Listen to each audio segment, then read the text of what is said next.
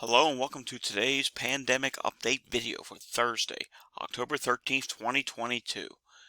We got a lot to get to today. We're going to do both the national and we're going to go a little bit into the international, but not too much. We're going to save a lot of that for another video, which will probably come out either later tonight or tomorrow. First off, the old CDC transmission map is still showing a lot of areas in the northeastern states in high levels of transmission. Southern states, you're seeing more moderate to some substantial transmission, and even some low transmission mixed in here in the central states. High transmission makes up 47.18% of the cases, substantial transmission makes up 25.29% of the cases, moderate's 21.66%, and low is 5.87%. Taking a look at the variant proportion. Disclaimer, this is not showing all the variants on here. It's missing some of the variants. The BQ 1.1 variant, which does now exist in the United States, is not shown on the CDC Nowcast yet. I don't know why. But for the time being, let's list off the variants that are listed. BA.5 is 79.2% of the variant. BA 4.6 is 13.6%. BF.7 is 4.6%, BA 2.75 is 1.8%, and BA.4 is 0.8% of the cases. And remember, BA.4 will be non-existent in just a couple weeks' time. Taking a look at today's cases. So far today, there are 59,289 new cases. That is down from yesterday's 70,000 cases, but that's because there are less states that have reported so far today. A few more will be added to this list yet, so don't think this is the full number because it's probably not. Massachusetts usually does their weekly update today, and that hasn't been listed on here yet. 574 new deaths have been added today, and a whopping 3,334,951 tests. Again, that is not a 24-hour number. California alone dropped 500,000. I'm sure there's others that have dropped a big backload of testing, which, if you think about it, though, that's relatively low cases for that number of tests. But again, this number is flawed, so don't read too much into that. I would love to see 3.3 million people getting tested, but simply, this is just, there's a lot of backlogs included in that. Hospitalizations, 26,555 people in the hospital. That's down by 131. Currently in the ICU, 3,127. That's up by 29. And one of the reasons why that's up, we'll get into in a minute, is New York State. Concerning trends in New York State. All right, taking a look at today's cases. California, 21,329 cases. That is a multi-day total. I believe they are switching to weekly totals now. And also California, since it's weekly, let's show their deaths. 190 new deaths today. Florida, 58 deaths. Florida, 1,610 new cases. New York State, 4,810 cases. And that is up over yesterday. So perhaps we're starting to see the cases rise there, maybe. Would be nice, and I know we don't want cases to rise, but it would be nice to see them start to match the hospitalizations, which suggest a lot of cases are being missed in New York State, or perhaps the worst case outcome, maybe slightly more severe cases of COVID. Either way, there's a lot of cases being missed there. Illinois, 2,268 new cases. Ohio, 8,535 cases. That is a weekly total.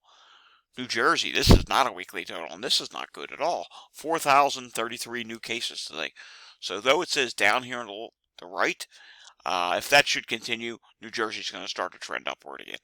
Tennessee, 1,076 cases. Virginia, 1,200. Wisconsin, 1,200.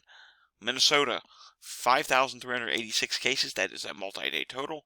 Colorado, 439. Alabama, 420. Louisiana, 325. Maryland, 706. Oklahoma, 744. Puerto Rico, 961. Connecticut, 570. Arkansas, 386. Rhode Island, multi-day total. In fact, this might be a weekly total. 1,526. New Hampshire, 264. Maine, 468. Delaware, 120. And we still have nothing from Vermont. Let's click on Vermont real quickly and see if they updated yesterday. Hopefully they did. Okay, Vermont did update yesterday, and Vermont came in with 1,240 new cases yesterday. Wow, that is way up from the previous week. And Vermont hospitalizations now sit at 50. And yeah, so Vermont is significantly higher. And if you notice here, they excluded Vermont on this map here. And that's because that's probably likely 2 weeks worth of cases, because this website did not report on Vermont cases the week prior. Alright, HHS hospitalizations here. I know we're moving fast, but a lot of data to get through to today. 26,852 people hospitalized for coronavirus. Of total beds used, 547,451 beds being used for all the illnesses. And that makes up 77.04% of hospital capacity. That's concerning. We're starting to see that rise, and here we are. It's only October 13th. We know influenza is starting to increase earlier than normal. There's actually a chart of that, which I don't have at the moment. I'll put that in the next video of National Update, but influenza is starting earlier than normal here in the United States, and that's concerning. And that's going to be another source of hospital beds being used. And because of that, hospital capacity is going to be a issue going forward. Actually, stand by. Yes, I do have the chart right here. Here we go. Influenza positive test reported to the CDC by U.S. clinical laboratories. Here we are in the last couple weeks. Look at this.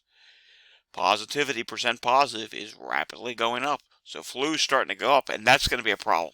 You're going to have this big discrepancy between, well, do I have COVID? Do I have flu? Then it's going to go to the next level, and I've already seen it today. There's going to be articles saying flu-like illnesses causing people to be out sick, blah, blah, blah. And I think they're going to really start blaming a lot of things that are COVID on flu, to either cover up COVID or to just blame it on something else. Who knows how that's going to go, but yes, flu is getting an early start. Alright, COVID positivity tracker from Walgreens. Current positivity nationally is 25.6%. We are continuing to see Vermont go up. What's Vermont at now? Vermont's at 34.1%. That is actually slightly down. It was 37% yesterday. So 37% as of right now was the peak for Vermont. That's some good news. Louisiana is still going up. 18.7% positivity. Alaska positivity trend, 25.5% positive. Oregon, 31.3% positive. California, 29.5% positive. Pennsylvania positivity, 26.8%, and we'll just do one more here. Kansas, 24% positive. Alrighty, New York State today is 6.8% positive on their state reported dashboard. And what's odd about that is I could never understand this. Cases are higher, positivity is higher. Usually when cases go higher, positivity responds and drops a little bit because more people have gotten tested positive. But nope, New York State is higher on both fronts. Alright, hospitalizations are ever so slightly higher from yesterday, but there's a concerning trend here in New York State. So in the spring wave and the summer wave, ICUs didn't really rise much. But if we go back to October 5th,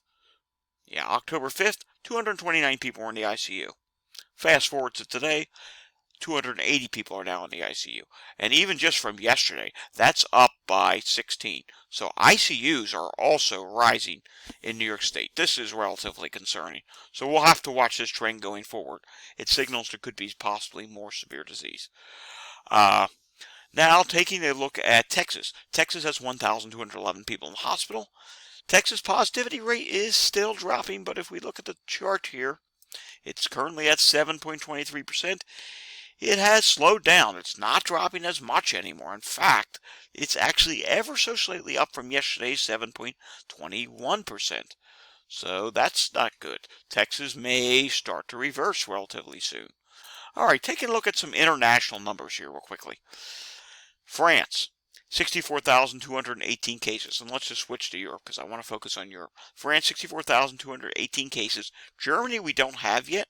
But yesterday, Germany updated and they had 145,213 cases. 176 deaths. We know their ICUs are going up. Italy, for today, 45,705 cases. Russia, 15,000 cases. Austria, 13,599 cases. Denmark, 1,134 cases. And let's switch back to yesterday because there's some more that we want to look at. Austria, 18,507 cases. So yeah, Europe is in a big surge. Here we go. Hungary, 12,636 cases. And if we look at weekly trends for just Europe alone, Europe is up 12%, Germany's up 72%, Italy's up 17%, France is up 15%. Yeah, Europe is quickly going up, and this is deeply concerning. And this shows that eventually the United States is going to follow suit. Germany deaths alone are up 68%. France, 30%. Italy, 52%. I mean, Germany deaths are almost nearly doubled now. This is not good at all, folks. And unfortunately, what happens in Europe translates to what's going to happen here in the coming weeks. So the time is running out. The United States is about to enter a massive COVID surge. We haven't even entered the holidays yet. You see the hospital capacity. It's starting to get smaller and smaller. Flu is going up. This is going to be a dark winter. It's very clear this is going to be a bad winter, and you need to continue masking up and take all necessary precautions. Alrighty, thanks for watching, folks. The next video you'll see on my channel will be an international COVID update, and we'll do one of our climate watches with a drought report, which will likely probably come tomorrow. Alright, thanks for watching. Stay safe, everyone, and remember to hit like and subscribe down below.